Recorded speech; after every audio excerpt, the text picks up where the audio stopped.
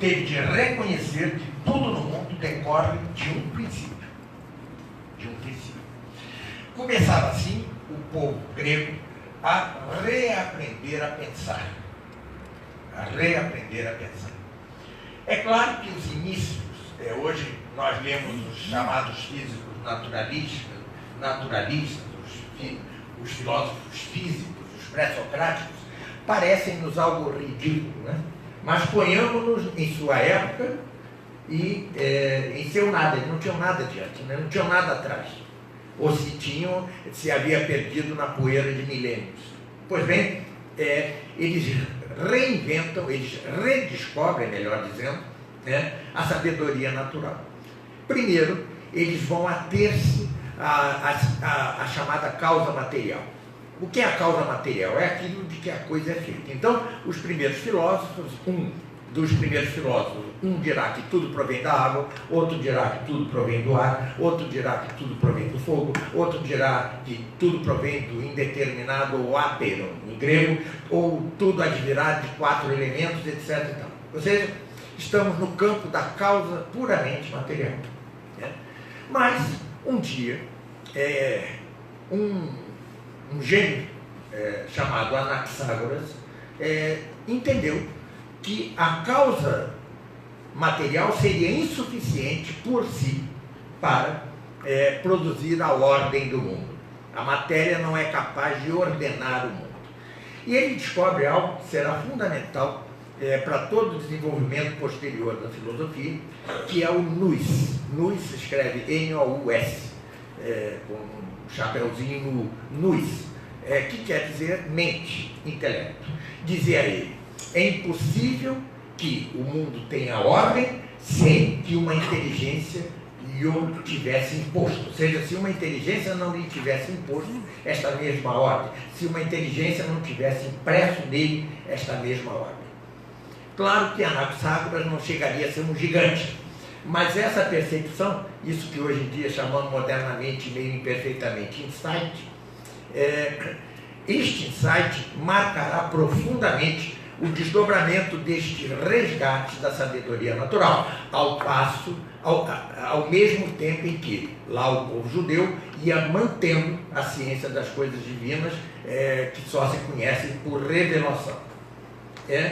E um dia surge um homem chamado. Bom, então o que Anaxágoras descobriu com seu nous é a causa eficiente.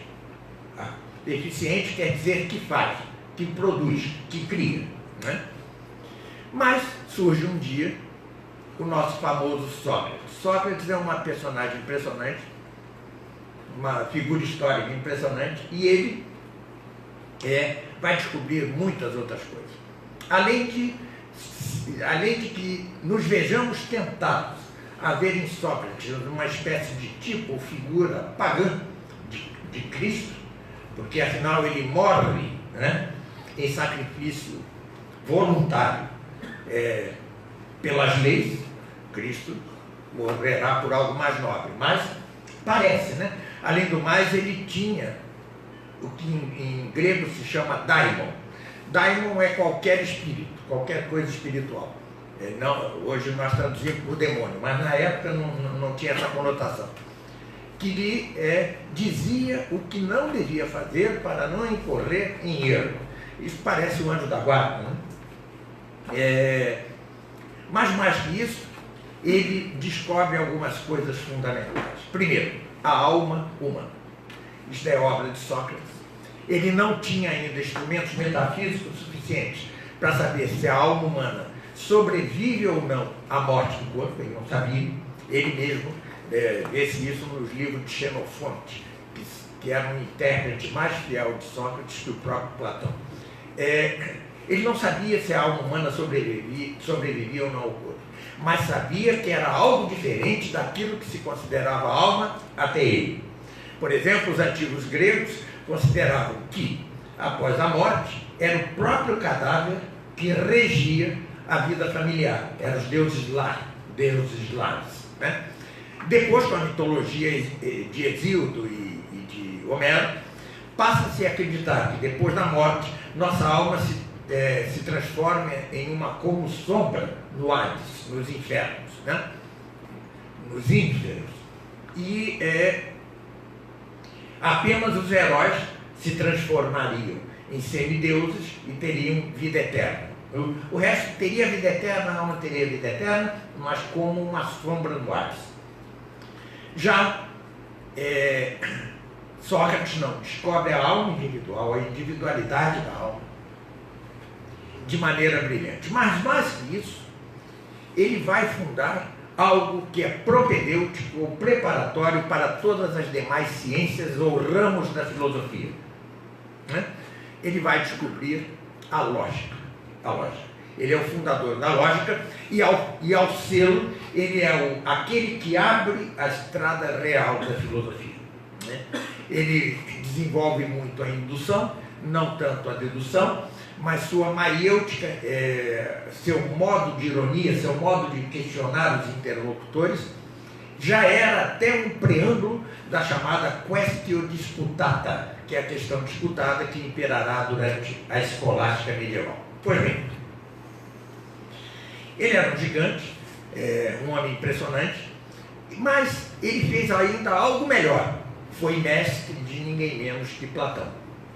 Platão era o grande, como ele mesmo dizia, ele chamava Platão seu cisne, né? O cisne de seus discípulos. Por quê? Porque o cisne é um animal lindíssimo, né? E Platão vai empreender algo chamado, que ele mesmo chamava, a segunda navegação. A primeira navegação, em sua linguagem metafórica, era aquela feita por remos, por remos. Não, desculpe, a primeira navegação era aquela em que o barco, a embarcação, se movia pelo vento. Então era uma embarcação fácil e tal, e isso se referia ao conhecimento das coisas sensíveis.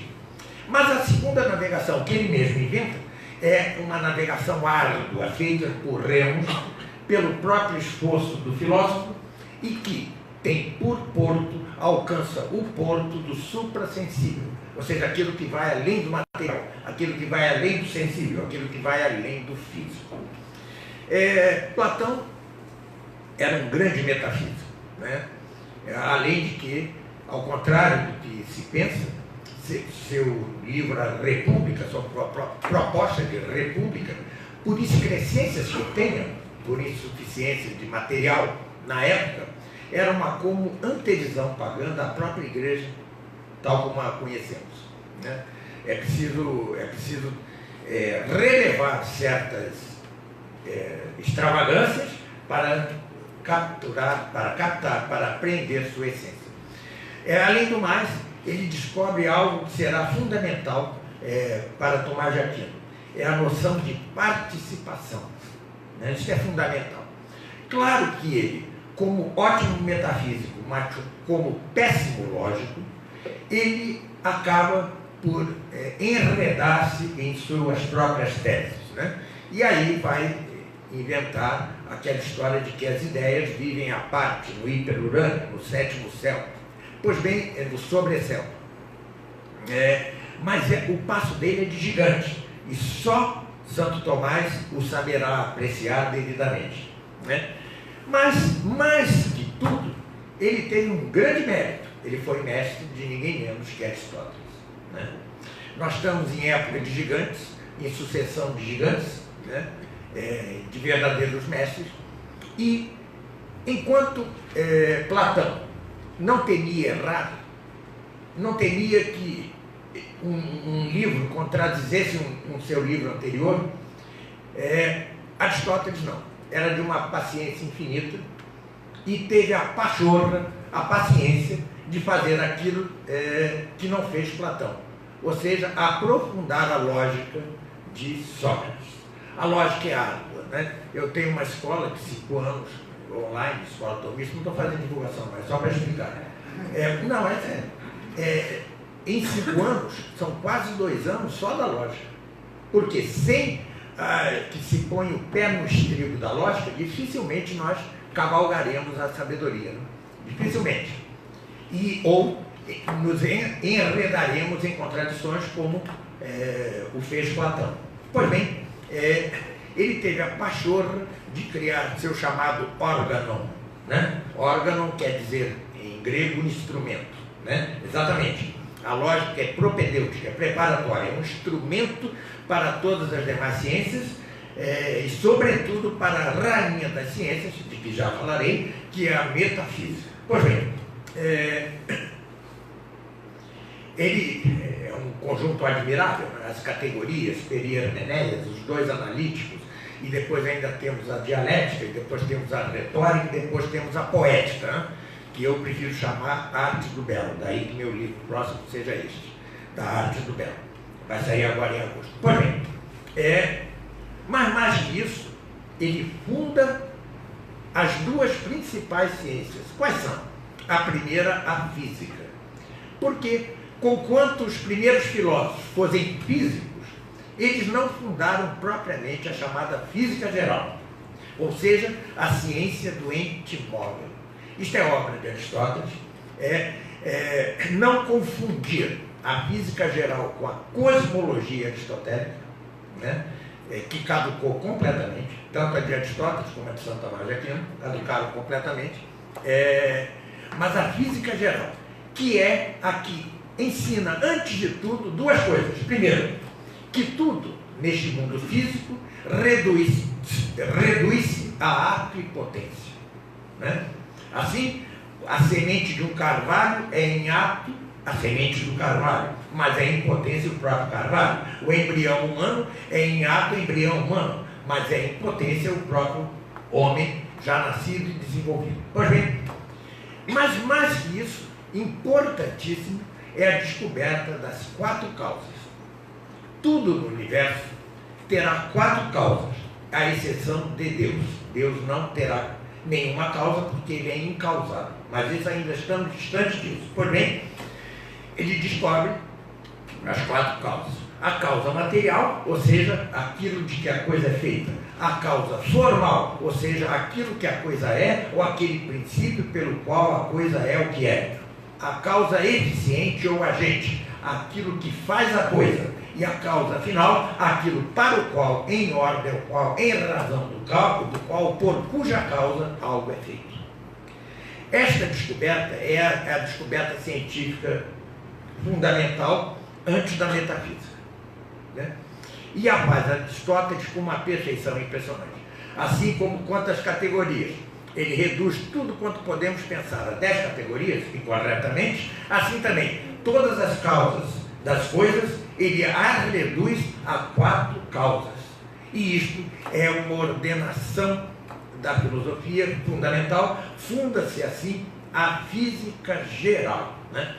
Só para informação, no início do ano que vem, sairá, pela editora Realizações, sairá a minha tradução do comentário de São Tomás da Física de Aristóteles, junto com um livro meu sobre física geral, né? Para que se tente resgatar a física geral, que, como veremos adiante, se perdeu completamente. Pois bem, ele narra, porque a física geral é como um gênero, e tem suas espécies, entre elas, sobretudo, a cosmologia, a química, a biologia e a psicologia ou antropologia. Pois bem, a cosmologia aristotélica caducou completamente.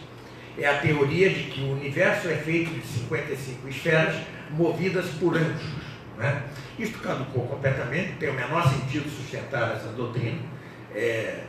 Sustentá-la é, como diria São Tomás de Aquino, lançar a fé aos carnes dos ímpios, sobretudo se você o vincula à religião, e caducou completamente.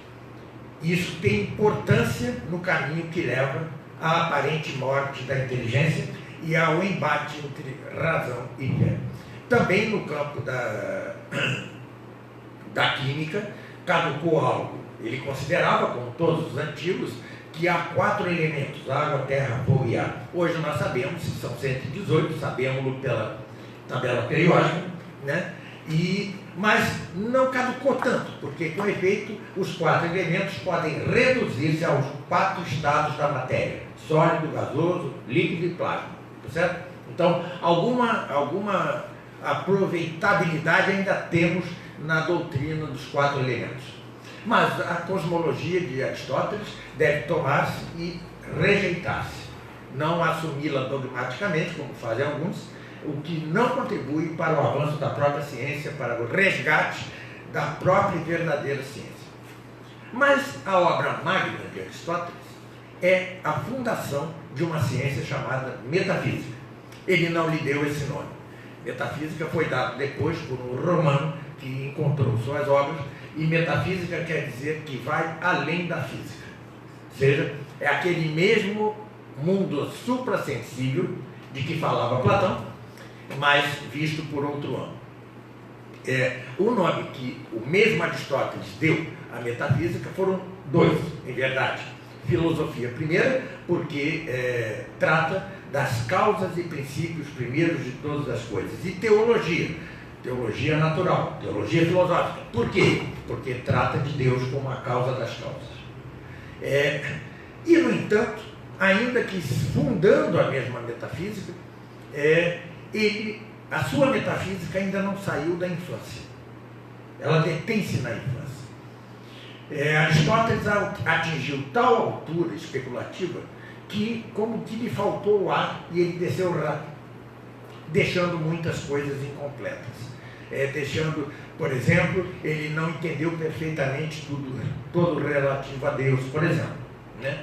Mas é um passo de gigante. O conjunto da obra de Aristóteles nos deve levar a dizer que filosofia por antonomasia ou por excelência é o aristotelismo. Tá? Com todos os defeitos que ainda tem, é ela a filosofia por antonomasia, por excelência. Depois da morte desses 2 gigantes, desses 3 gigantes, a filosofia grega cai em declínio, né? Tanto pela decadência dos platônicos, como pela decadência dos aristotélicos e pelo surgimento do estoicismo, que é também uma decadência. É certa volta ao materialismo físico, porque mesmo quando os estoicos falam em Deus, dizem-no de modo panteístico, ou seja, Deus é a própria matéria, né? Pois bem, isso é um retrocesso. A este retrocesso não poderia seguir-se senão o ceticismo, senão o niilismo, senão a dúvida quanto à própria capacidade da inteligência humana de entender as coisas. É uma como renascença do problema chamado sofística, né? Que vem antes de Sócrates. Por exemplo. Mas o fato é que, com a vinda de Cristo, aparece a condição para que de novo se encontrem em uma mesma pessoa aquelas 2 sabedorias. A sabedoria teológica sagrada, que é aquela relativa às coisas de Deus que não podemos alcançar por nossa própria razão, e a sabedoria humana, natural, racional. Há então a possibilidade de reunificação disso. De que maneira? Logo, os primeiros padres, os primeiros teólogos da igreja notaram que, conquanto a fé e conquanto a teologia sagrada não necessitem, absolutamente não necessitem da filosofia e da razão, porque elas são perfeitas em si, nosso intelecto, no entanto, é débil o suficiente para que, sem a filosofia e a razão, servindo de servas à fé e à teologia sagrada, nós mesmos não nos manteríamos na fé. Sem que houvesse um suporte, uma servidão da filosofia e teologia sagrada, ela mesma não se sustentaria. Isso é assim porque a fé ela é vertida no vaso da nossa razão. Olha, se este vaso racional está fendido ou rachado por más doutrinas, a fé tenderá a escorrer, a perder-se por essas fendas. Isso logo os padres da igreja o entenderam e além de que, para enfrentar o paganismo, era preciso usar as armas do mesmo paganismo. Né? Pois bem, sucede, porém, que a obra de Aristóteles, que como disse, a filosofia por antonomasia, se havia perdido. Né? o caminho dela as vicissitudes da obra aristotélica são impressionantes, né? Primeiro, isto que nos chegou não são obras exotéricas, senão que são obras esotéricas, são como anotações de aula, ou feitas pelo mesmo Aristóteles, ou por alguém para ele. Depois, estas obras são traduzidas ao siríaco, né? Na Síria, depois ao árabe, e algumas delas, então, eram traduzidas ao latim. Ora, a ineficiência, a ineficácia dessa última tradução é patente, né? Todo mundo sabe que a tradução tem que ser feita de primeira mão, sob pena de ser má. Imagina aqui é de quarta mão, certo? Quarta, eu estou exagerando, terceiro, não sei. Terceiro ou quarto. E isso mostra o problema, a problemática do corpus aristotélico e suas vicissitudes. Então, os padres os padres da igreja, da época patrística, não tiveram acesso só a alguns livros lógicos de Aristóteles, mas não tiveram acesso à sua física, não tiveram acesso à sua metafísica. Então, os primeiros padres tiveram de recorrer ao platonismo e ao estoicismo, com todas as consequências ruins que daí poderiam advir, né? Depois surge o último grande filósofo pagão, que foi Plotino, né? O último grande filósofo pagão, que funda o chamado neoplatonismo, e conquanto fossem os neoplatônicos radicalmente anticristãos, né? Eles contribuíram para a tentativa de Juliano o Apóstolo, de repaganizar a Roma imperial, mas eles eram realmente grandes filósofos. Um deles, Porfírio, que era o mais visceralmente, mais acerbamente anticristão, ele, no entanto, deixou uma obra que será incorporada aos estudos cristãos e ao próprio corpus aristotélico, que é a Isagoge, ou Introdução às Categorias. Pois bem, então, temos todo um período brilhante de grandes doutores, grandes teólogos, embora tenham deficiências decorrentes da sua própria fonte filosófica. Naturalmente, quem lê os padres da igreja e depois lê Santo Agostinho, há um abismo entre eles, é como um salto num abismo.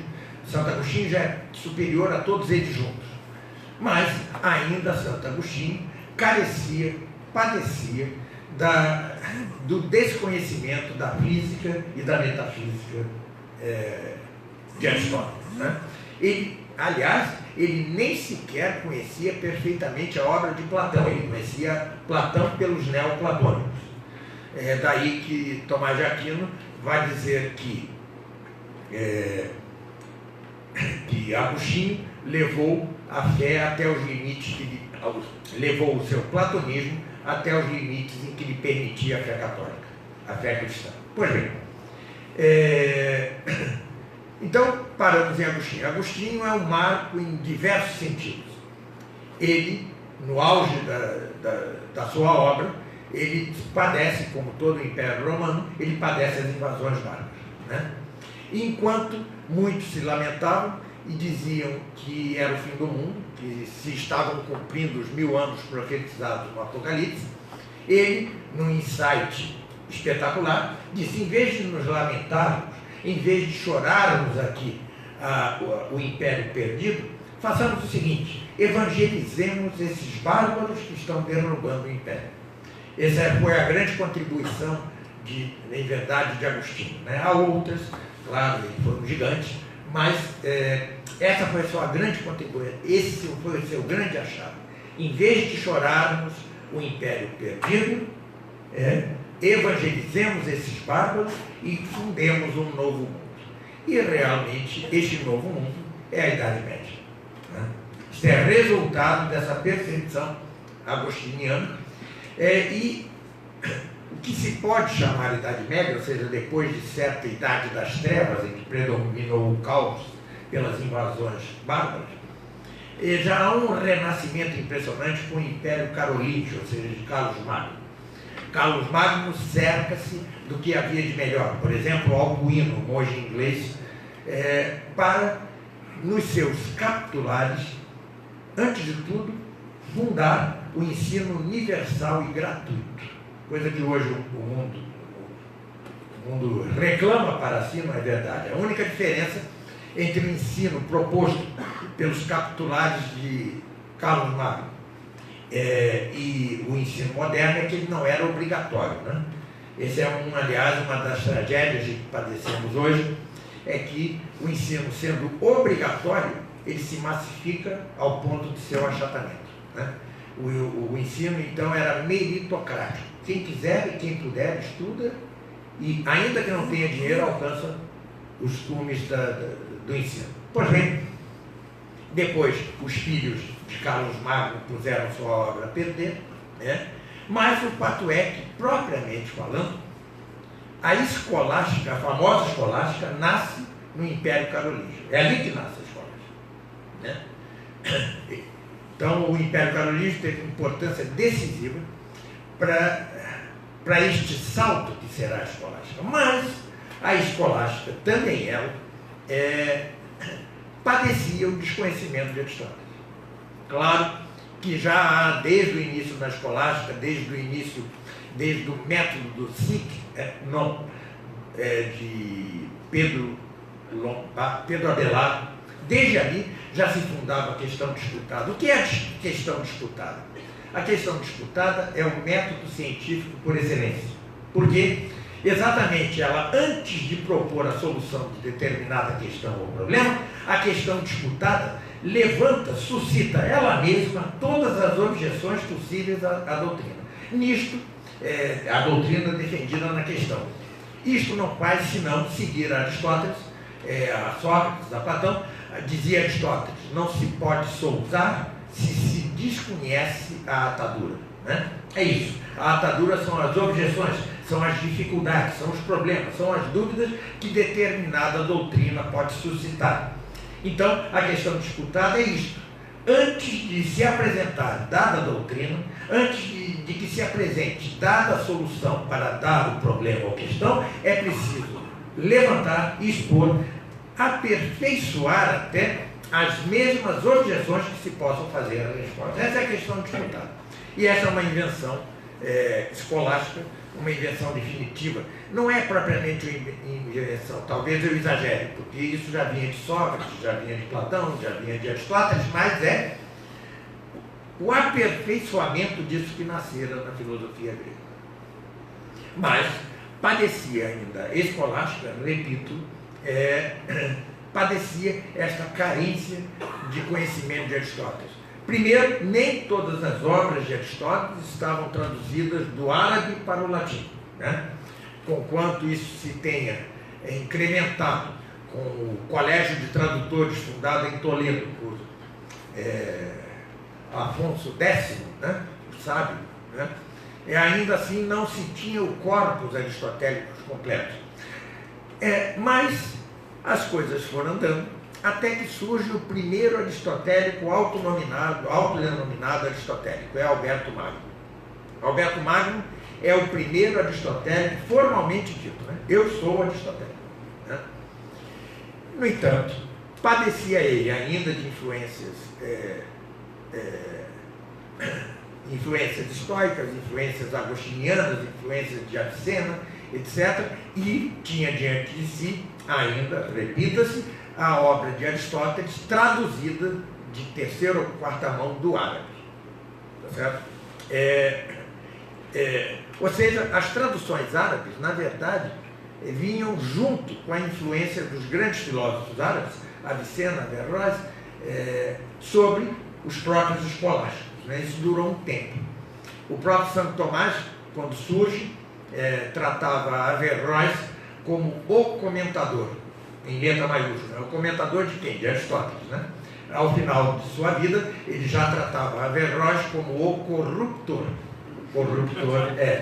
Ele já alterou. Então foi preciso um tempo para que ele chegasse a isso. Mas estamos ainda em Alberto Magno. Alberto Magno tem uma obra gigantesca, foi um homem longevo, viveu até 85 anos, salvo engano. Mas, assim como Sócrates e assim como Platão, sua principal obra foi ter por discípulo a Tomás de Aquino. Essa foi sua principal obra. Aliás, ele amava aquele discípulo. Só uma breve digressão: quando morre Santo Tomás, aos 49 anos, ele escreve na margem de sua Suma Teológica de Santo Tomás de Aquino: aqui morre Tomás, morte, maldita seja 1000 vezes, né? E sai lá da colônia para defender, já eu explicarei porquê, para defender Tomás de Aquino. Era um velho que amava seu discípulo, né? Ele sabia da superioridade do próprio discípulo sobre ele, era um santo, né? Isso é coisa de santidade. Ele sabia da superioridade, então sua grande obra foi formar Tomás de Aquino. É sobre ele que me deterei mais particularmente, porque ele tem particular relevância, particular importância para o assunto desta palestra. Antes de tudo, há que dizer que Santo Tomás de Aquino beira o miraculoso, né? Eu estava conversando hoje com o Jefferson e lhe dizia que aos 21 anos, eu sempre disse com Platão que ninguém é filósofo antes dos 50, né? Porque ser filósofo para os homens normais requer não só o aguçamento, o aperfeiçoamento da própria inteligência, mas certo equilíbrio emocional, certo? O jovem está movido por diversas forças, por diversas paixões contraditórias. Ele não tem ainda a suficiente maturidade, ainda não tem a morte muito diante de si, não tem a suficiente maturidade para ser filósofo. É verdade que, como se diz em Minas Gerais, eu queimei a língua, porque um aluno meu, Daniel Scherer, acaba de lançar um livro, A Raiz Antitomista da Modernidade Filosófica, e ele aos 30, 31 anos já é um filósofo. Mas são raridades, né? São raridades. E, no entanto, Santo Tomás de Aquino era filósofo aos 21 anos. Né? É preciso fazer algumas observações para que se entenda como foi possível que um jovem de 21 anos já fosse um verdadeiro filósofo. Santo Tomás de Aquino, por graças particulares, nunca teve tentações. Ao contrário dos grandes santos, que se disciplinavam com a disciplina, né? Ou que rolavam como São Bento nu sobre urtigas, né? Para domesticar, para domar o corpo, né? Ao contrário de São Paulo, que dizia: estes membros que não me pertencem, Santo Tomás, apesar daquele tamanho imenso, ele nem comia, né? Ele era absolutamente mortificado e não tinha nem tentação. Eu, se eu estou escrevendo meu livro e passa um bicho acebolado, eu vou parar, né? Não é? Eu vou parar, né? Se minha mulher quer me namorar, eu vou namorar, né? Não tem jeito. Mas ele não tinha nada disso, né? Ele era absolutamente sem tentações alguma, nenhuma, assim, né? Olha, imagine, um homem sem nenhuma tentação, nem sequer alimentícia, é uma máquina de pensar.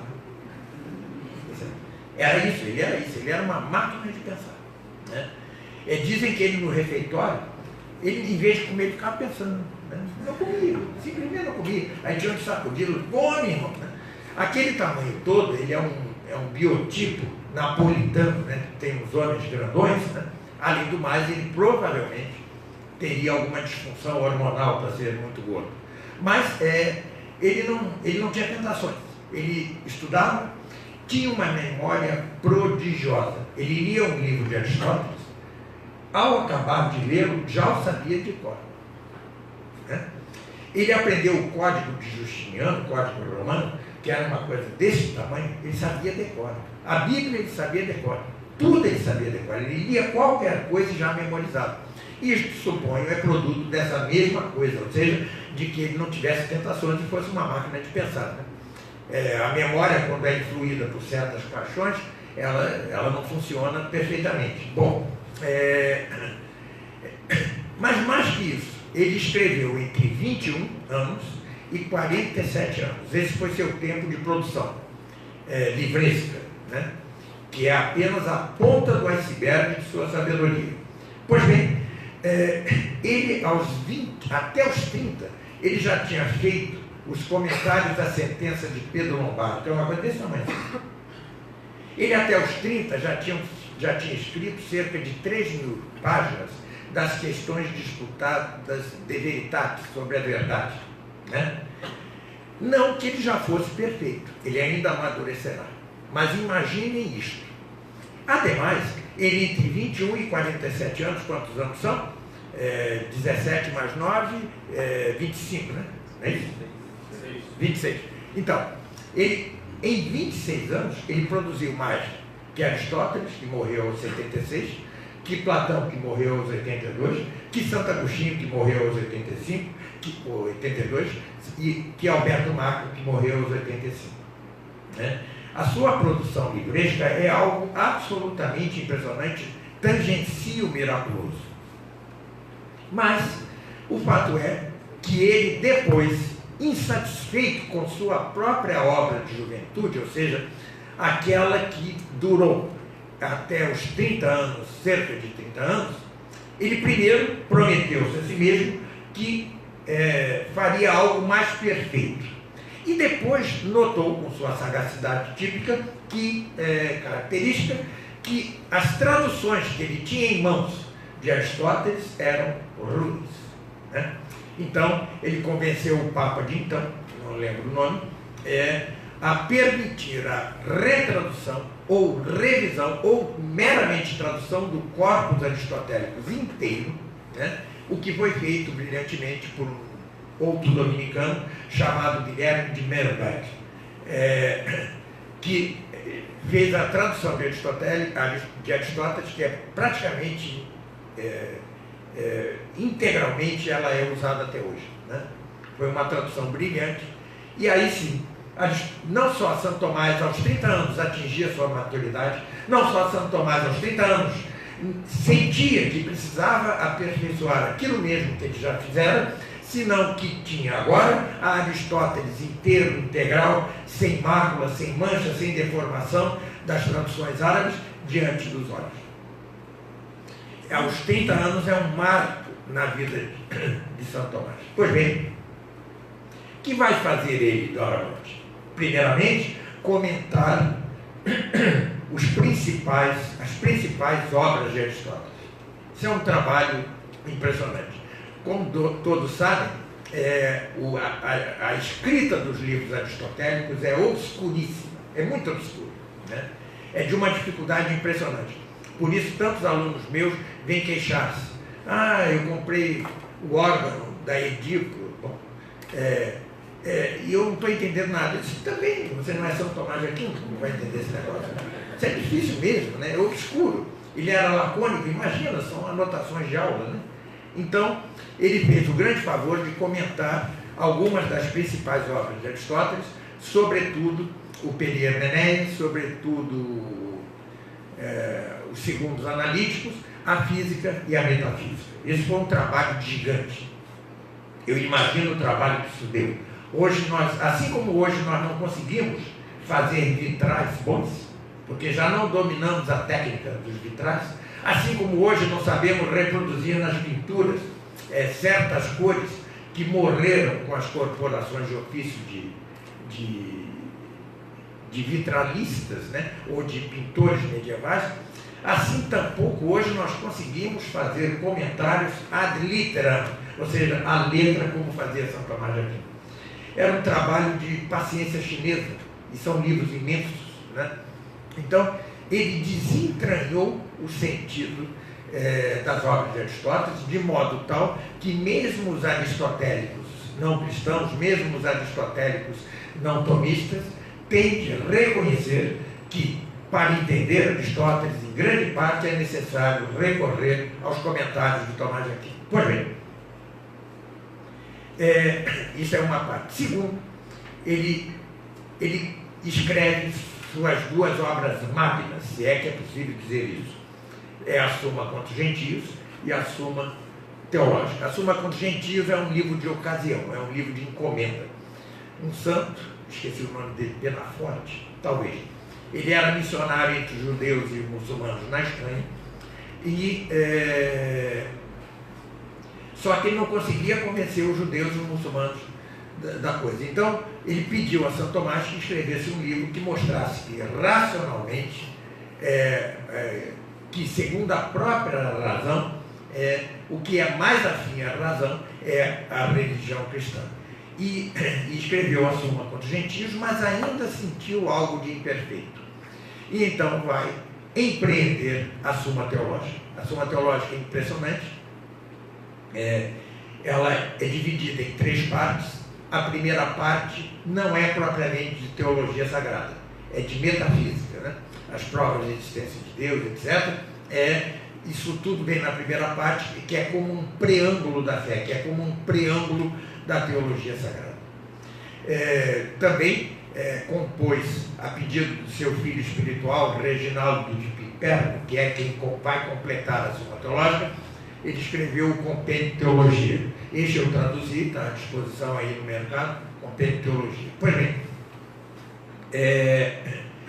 então, o que é que se tira da obra de São Tomás? Além de ele ter atingido cumes filosófico-teológicos que ninguém mais atingiu, nem sequer Aristóteles, além de ele ter completado a metafísica aristotélica e tê-la sintetizado com a metafísica platônica, essa talvez a obra mais importante no campo da filosofia de São Tomás, é a síntese. Veja, não é uma colagem, certo? A colagem, ela é eclética, não é uma colagem, é uma síntese. As paredes são aristotélicas, os alicerces são aristotélicos, e, no entanto, o domo, a cúpula, o telhado, ele é platônico. É a doutrina da participação de que já falei anteriormente. Pois bem, além de ele ter descoberto uma coisa essencial a que Aristóteles nem Platão haviam chegado, ou seja, que há 2 tipos de entes. Ente é aquele que é, ou seja, para resumir e facilitar, é aquele que existe, né? Embora ser e existir sejam diferentes. Mas, para facilitar, ente é aquele que existe, ente é aquele que é. E há 2 tipos de ente. Um somos nós todos, desde a pedra, desde a partícula subatômica até nós, e até aos anjos, né? Que não tem ser por si, senão que tem ser por participação de Deus. Enquanto Deus é o próprio ser subsistente por si mesmo, ou seja, é o ser por essência, o ente por essência. Então, Deus é ente por essência, nós somos entes por participação. Essa descoberta, ela é perfeitamente conveniente com esta passagem, com a passagem do Êxodo, da Bíblia, em que Deus diz a Moisés no Monte Sinai: eu sou aquele que é, né? Ou seja, eu sou aquele que tem ser por essência, que é o próprio ser subsistente por si mesmo. Pois bem, são descobertas imensas. Há também a descoberta, eu não posso aprofundar-me aqui, não há tempo para isso, a distinção real entre essência e ser é outra descoberta sua, que aliás muitos tomistas mesmos não entendem. Mas qual é o resumo, qual é o sumo que, em ordem a esta palestra, eu posso extrair do conjunto da obra de Santo Tomás de Aquino? Ele perfaz, ele completa aquele esforço que já havia no primeiro teólogo cristão de fazer a filosofia ordenar-se a teologia. Na teologia, ele afunda propriamente, porque ele lhe dá aquilo que se chama o sujeito da ciência e o método da ciência. E ele vai descobrir que o sujeito da teologia sagrada é Deus enquanto Deus, ou sob a noção ou razão de divindade. Ao fazer, ele funda perfeitamente, ele estabelece perfeitamente a teologia sagrada. Pois bem, o que se pode extrair disto? Que ele foi aquele que mais se aproximou da dupla sabedoria em Adão e Eva. Ele foi o que mais perfeitamente soube distinguir razão de fé e, no entanto, harmonizá-las como devido. Ele foi aquele que não acreditou que a fé e a razão são como 2 asas. Não, são 2 asas, mas uma se ordena à outra, como servo a seu senhor, como escravo a seu senhor. né? Então, ele distingue perfeitamente as duas sabedorias, mas harmonizando-as e aprofundando-as a ambas de modo inaudito até então. Por isso é que se pode dizer, com Louis Junier, que é um tomista francês, que a obra de Santo Tomás é sempre um cume entre dois vales, né? Sempre um cume entre dois vales. É quem mais não, claro, naturalmente, não alcançou a sabedoria de Adão e Eva. Isso é impossível, né? Somos filhos do pecado, temos a natureza decaída, não estamos no estado de justiça original, e ele não é inerrante, definitivamente ele não é inerrante. Ele errou na Imaculada Conceição, ele errou quanto à questão da infusão da alma humana por Deus, ele errou na cosmologia, até por falta de instrumentos. Grande parte dos seus erros não se devem à falta de instrumental adequado para alcançar a verdade. Mas no caso da Imaculada Conceição, ele errou. Então ele não é inerrante, ele não é infalível, e no entanto atinge aquele ápice, né, que mais se aproxima da dupla sabedoria distinta e, no entanto, harmonicamente relacionados, que são a sabedoria humana e a sabedoria das coisas divinas, segundo, a partir de princípios que nos são revelados por Deus mesmo. Foi o ápice. Mas, aliás, muitos alunos me perguntam, né, como é possível que, tendo o intelecto humano atingido este ápice, não era só isso? Talvez tenha sido o século XIII o momento mais brilhante da civilização humana, né? Eram as universidades, que eram universidades de verdade, eram as igrejas góticas, eram as grandes catedrais, era a descoberta da polifonia vocal com Perrotin e Leonin em Notre-Dame, e era Santo Tomás de Aquino. Literalmente, os alunos babavam diante dele. Ele era o professor mais concorrido, mais assistido, mais amado de sua época, e sua influência se alastrava rapidamente. Pois bem, então muitos me perguntam, mas como é possível que uma sociedade atinja tal perfeição e imediatamente decaia? Em outras palavras, como é possível que algo que está na flor da idade, no vigor da idade, comece a morrer, não por velhice, mas na própria juventude, na própria flor da idade? Teologicamente, pode dar-se a resposta seguinte: não podemos ter um paraíso na Terra, porque se o tivéssemos, não suspiraríamos pela vida celeste, né? Gostaríamos demasiadamente disto que nos cerca. Mas isso é um assunto teológico, não tem afinidade com a palestra. O fato é que, assim que Santo Tomás morre, ele tinha tido por um de seus adversários um homem chamado Pedro Hispano, era um português em verdade. E este homem é que se torna o Papa João XXI, salvo engano, eu sempre me confundo, João XXI, 22, talvez 21. João XXI, e que era antitomista, né? Era um adversário de Santo Tomás. E assim que ele morre, um bispo parisiense, o bispo parisiense chamado Etienne Tampier, condena a obra de Santo Tomás de Aquino, sob o silêncio ou anuência do Papa. Só uma digressãozinha, este Papa morre soterrado sob sua biblioteca. Cada um conclui o que quiser. Mas o fato é que o bispo Etienne Tampier proibiu a obra de Aristóteles, de Santo Tomás. Naturalmente, depois ele foi canonizado, a sua obra foi tirada da condenação, lhe retiraram a condenação, etc, etc. Mas é mais ou menos quando você é difamado por um jornal, em letras garrafais na manchete, e depois lhe dão direito de resposta, em bula de remédio, né? Letra de bula de remédio. É mais ou menos isso. O mal estava feito, o mal estava e já graçava pelas universidades. Primeiro, com alguém que era discípulo, digamos assim, ou amigo de Etienne Tampier, que era um inglês chamado John Duns Scotus, né? E que faz John Duns Scotus? Ele inverte a relação em que Santo Tomás sempre insistira entre inteligência e vontade. A inteligência estava no trono, a inteligência, segundo Tomás, indica à vontade aquilo que ela deve querer, aquilo que ela deve apetecer, e no entanto, John Duns Scott inverte isso, entroniza a vontade, põe a inteligência como serva da vontade. E ele, por exemplo, diz coisas, Duns Scott, conheço bem Duns Scott, ele traduziu muitas obras suas. Duns Scott diz coisas como: se Deus quisesse, poderia ter se encarnado num asno. Eu não imagino um asno de braço aberto na cruz dizendo: Pai, perdoai-lhes, porque eles não sabem o que fazem. Não?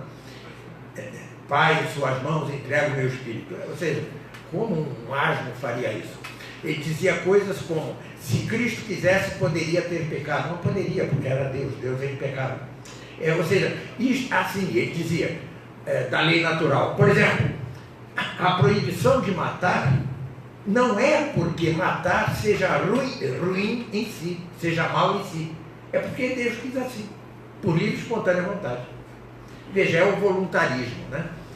Claro que Deus poderia fazer o que quiser, mas ele faz tudo de acordo com a conveniência ao bem e a natureza mesmo. Então, é um absurdo dizer que matar é um capricho de Deus, né? Não matar, né?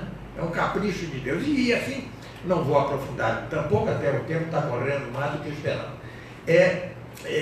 Então, ele funda o voluntarismo, entroniza a vontade, destrona o intelecto que fica a serviço da vontade. Mas Duns Scott foi o último grande filósofo, né? O grande filósofo escolástico. Ele era grande. E, no entanto, logo depois dele vem uma consequência dele. Ora, se a inteligência não está no trono, e quem está no trono é a vontade, isto quer dizer que a inteligência não tem capacidade de exercer sua função precípua, ou seja, pela abstração alcançar as essências. Eis o nominalismo de Guilherme de Ockham. Né? Guilherme de Ockham não só segue o destronamento da inteligência, senão que lhe tira a função precípua. Né? É a debacle, é a decadência da escolástica, até o latim se torna um latim macarrônico, horrível, né? Discutia-se então quantos anjos cabem na cabeça de um alfinete. Isso é impressionante, né?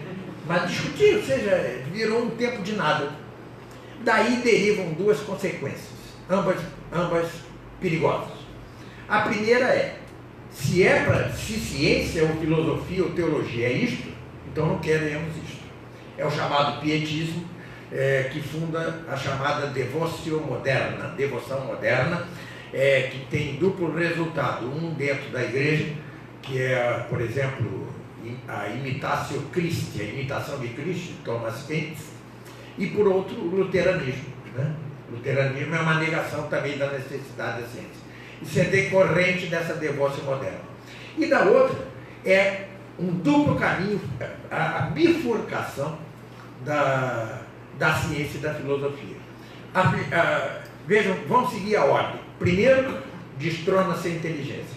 Depois, tira-se a função precípua. Qual é o próximo passo? A dúvida metódica. O próximo passo é Descartes. Descartes é a consequência dessa sucessão de eventos. Mas não paremos por aí. Logo teremos Malebranche, que era católico, aliás, dizendo que este copo aqui só existe porque ocasionalmente eu pensei nele, é o ocasionalismo. E temos depois o solipsismo kantiano. Kant, a doutrina de Kant é como o uróbulo. O uróbulo é aquela serpente ou monstro que devora a própria cauda, né? É a circularidade meio infernal em que você não tem nenhum contato com a realidade, né? A mente humana, a razão humana cria um próprio mundo e não consegue penetrar a coisa em si e tem de contentar-se com o fenomênico que, no entanto, é ele mesmo criado por ideias a priori. É a circularidade infernal de Kant. E aí vamos, ou seja, a decadência aí. Hoje temos Derrida, Deleuze, tudo é consequência remota de toda essa deriva filosófica. Por outro lado, temos a ciência, que não se quer filosofia. Então, vem Galileu e diz, a natureza, o livro da natureza está escrito em caracteres matemáticos. O que quer dizer isso? Isso quer dizer que ele abandona as 4 causas aristotélicas, aqui já me referi, e sua ciência, essa ciência nova, ela passa a ser fundamentalmente mensurante, medidora. Ela vai medir os movimentos, ela vai fazer isso e tal, mas não conhece efetivamente as coisas, porque, como disse, nada se conhece se não se conhecem suas 4 causas. A definição de ciência mais perfeita, e portanto de filosofia, é o conhecimento certo, perfeito e atual do necessário segundo suas causas. Né? Que eu tenha tantos cabelos e ele tenha tantos cabelos é acidental, não há ciência disso. Né? Mas do necessário tem que ser um conhecimento certo, perfeito e atual segundo as causas. Logo, a ciência que se funda a partir de Giordano Bruno, a partir de Galileu Galilei e de tantos outros, não pode dizer-se propriamente ciência, senão que há de dizer-se, antes de tudo, abortivo de ciência. Pois bem, hoje, assim como a deriva filosófica vai parar em Deleuze, Derrida, Jacques Lacan, etc., assim também a deriva científica vai parar, por exemplo, em Darwin, né? Que é um conto de fadas gnóstico, né? Um conto de fadas, não tem nada de científico. Por exemplo, se toma Einstein, a sua doutrina tem que ser invertida completamente, né? Aquilo de que o marco de referência do movimento é relativo é um absurdo científico e filosófico. O marco de referência ou é imóvel ou você não pode medir o móvel por outro móvel, como ele quer fazer com a luz, por exemplo. Mas ele descobriu coisas, por exemplo, que o espaço seja curvo, é verdade. Ele descobriu coisas. E, no entanto, Darwin não descobriu coisa alguma. Não descobriu coisa alguma. O que ele fez foi aprofundar a crise de fé que já havia no mundo. Né? Por quê? Com efeito, assim como se destrona a inteligência, ela um dia vai perder a função, assim também, se diz que o homem derivou de um ancestral comum ao macaco, a alma deixa de ter qualquer necessidade. Certo? Não é o lugar, convido a quem quiser ver minha posição sobre darwinismo. Há um vídeo que está no YouTube, eu gravei para o Centro Dom Bosco, chamado As Falácias do Darwinismo. Né? É uma das coisas que me especializei. Se vocês quiserem vê-lo, ali terão claro por que digo tudo isso. Mas vejam, o próprio fato de o darwinismo ter surgido, de ele ter sido imediatamente utilizado por Engels, né, o parceiro de Marx, né, imediatamente, por dele ter derivado, por exemplo, o nazismo não é senão uma consequência remota do darwinismo. Né? Ou seja, vê-se que, na verdade, a deriva filosófica e teológica e científica, logo, tem por fim, na verdade, a inimizade entre a fé e a razão. Relembre-se, Adão e Eva tinham a dupla sabedoria em perfeita distinção e harmonia, mas de modo perfeito em seu estado de justiça original. Foi preciso um longo tempo, milênios, para que alguém como Tomás de Aquino pudesse retomá-lo o melhor possível dentro das possibilidades atuais. Como o antitomismo imediatamente, que sucede imediatamente à sua morte e que se vai aprofundando, tem-se por consequência, primeiro, a separação das duas sabedorias, depois, a briga entre elas. Tá certo? Elas já não são harmônicas, elas já não são distintas e, no entanto, harmônicas. Elas são distintas e inimigas. Hoje a fé e a ciência são inimigas, porque, primeiro, a própria ciência já não é ciência, e a própria fé está vertida num vaso, que é o vaso da razão, rachado fendido por más doutrinas. Por isso é que hoje não é incomum que ouçamos que a fé é um sentimento. A fé ou é racional ou não é fé. O sentimento não é capaz de nos provar nada, né? Claro, a fé não se demonstra, como eu já disse, mas se explica. Não é por nada que São Tomás escreveu tantas sumas, obras tão extensas sobre exatamente a fé e a teologia sagrada. Então, você tem hoje o aprofundamento daquela cisão ocasionada, antes de tudo, pelo voluntarismo escotista. Essa crise aprofundada pelo nominalismo Guilherme de Ockham. E depois, um aprofundamento, uma separação cada vez mais radical, oriunda daquela separação do século XV entre devoção moderna e ciência por outro lado, ficando a filosofia numa espécie de torre de marfim, elucubrando e incapaz de dar respostas, por exemplo, ao darwinismo. Incapaz de dar respostas. Quantos tomistas eu já não vi que começam, como Jacques Maritain, que concedem algo ao darwinismo, quando não há que conceder nada, não por razões religiosas, mas por razões científicas. Não há cientificidade ali. Vejam, retome-se a definição de ciência, ou filosofia, ou sabedoria. É o conhecimento certo, perfeito e atual do necessário por suas causas. Não há nada disso no darwinismo. Não há nada disso. E, no entanto, só agora começamos a saber responder ao darwinismo. Só agora. Passaram-se séculos sem uma devida resposta a este ponto da carochinha. Só agora, num esforço de poucos, é possível responder ao relativismo de Einstein. O relativismo de Einstein é impressionante. Ele tem, por exemplo, aquela questão famosa: passa um barco ou um navio pela costa, pelo litoral, com um homem sentado nele. E pergunta-se ele: este homem está em movimento ou está parado? E responde ele ao modo de Hume ou Locke, ou seja, segundo o sensismo de Hume ou Locke. Depende.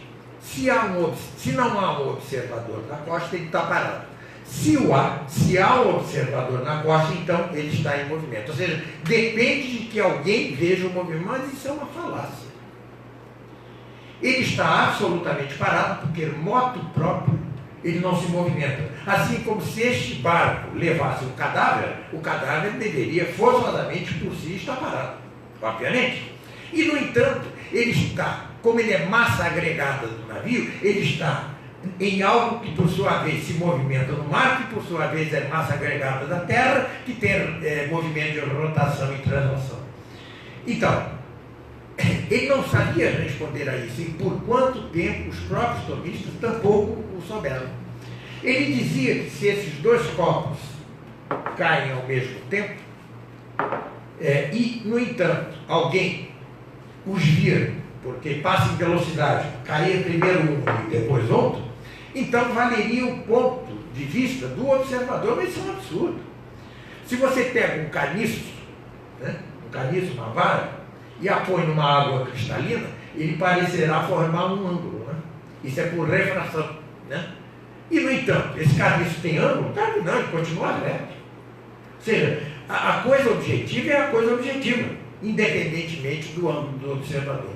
Mas só agora se produzem respostas, por exemplo, tomistas cabais, só agora, começa agora.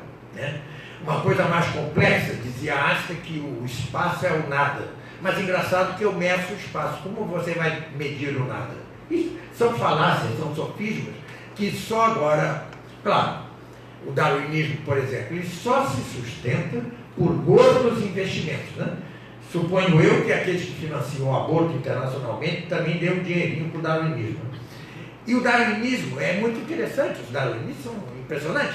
Eles acham um pedaço de dente, começam a ampliar no computador, desenham um homem barbudo, com uma coisa lá, que é o elo, o homem primitivo, puxando a mulher pelos cabelos com um porrete na mão. Isso de um pedaço de dente. Né? Haja imaginação, né? Mais uma vez a coisa do desenho animado. E, no entanto, foi tal a cisão, tal a divergência entre ciência e filosofia por outro lado, e por outro lado, razão e fé, que só hoje se começa a esboçar a devida resposta a este amontoado de bobagens que leva o portentoso nome de ciência, sendo que, em verdade, são abortivos de ciência. Pois bem, eu não sei qual o resultado, assim como não se pode saber qual o resultado no Brasil do surgimento de pessoas como vocês, de grupos como vocês, dos centros católicos, não se sabe qual é o resultado disso, não temos bola de cristal. Talvez o mundo acabe dentro de 20 anos, talvez dure, não podemos sabê-lo. Assim tampouco se pode saber o resultado a prazo da ação de tomistas que buscam resgatar o tomismo. A única coisa que se pode dizer é que se o tomismo não salvará o mundo, no entanto, não se salvará sem o tomismo. Obrigado.